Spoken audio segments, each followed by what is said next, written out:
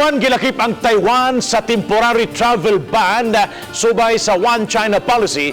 Mactan Cebu International Airport mipatuman usab nini mga pasahero nga niabot gikatahong gipaubos usab sa quarantine. Adunay live update si Luan Mirundina, exclusive. May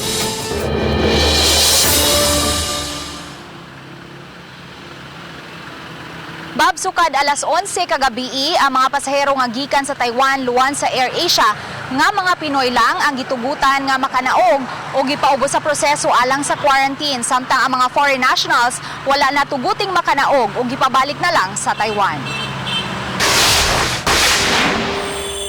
Ikonfirmar ni Raymond Hicarte, chairman sa Mactan Airlines Operators Council, nga alas 11 kagabi wala na tuguting makanaog ang 40 ka mga foreign passport holder nga mga pasahero gikan sa Taiwan.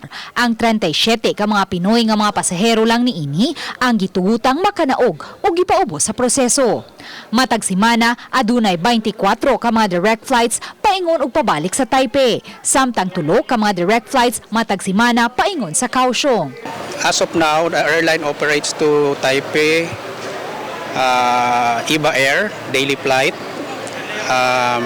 AirAsia to Kaohsiung and Taipei, and Air Tiger Air.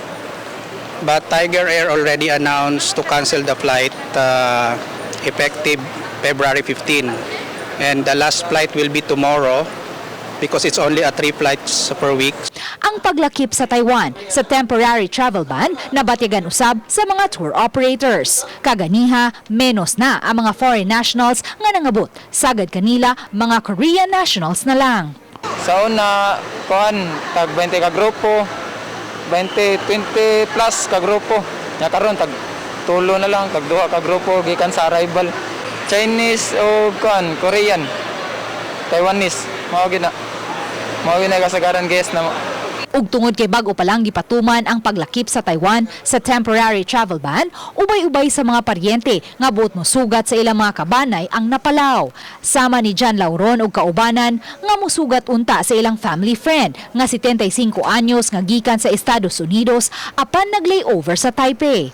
Alas 11:30 pa kaganihang udto naabot ang Iva Air. Luwan ang 47 ka mga Pinoy nga mga pasahero apan wa kini tuguti nga makagawas. Kana mo na yung problema kung unsay paagi sa ilang quarantine kay narabagin ang quarantine is 14 days. Iya ginang schedule nga mopauli siya pero wa pa na siya kahibaw nga nahitabo sa iyang anak. Actually ang iyang anak kung tamoy musugat karon niya. Amo lang gi tago-tago lang na ba.